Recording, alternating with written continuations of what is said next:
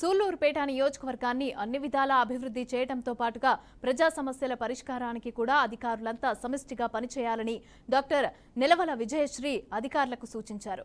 పెళ్లకూరు మండలం ఎంపీడీఓ కార్యాలయంలో నిర్వహించిన మండల సర్వసభ్య సమావేశంలో నిలవల విజయశ్రీతో పాటుగా టీడీపీ నియోజకవర్గ ఇన్ఛార్జ్ నిలవల సుబ్రహ్మణ్యంలు ముఖ్య అతిథులుగా పాల్గొన్నారు. ఆయా శాఖల అధికారులతో చేపట్టాల్సిన అభివృద్ధి పనులపైన కూడా అంశాలపైన కూడా చర్చించారు.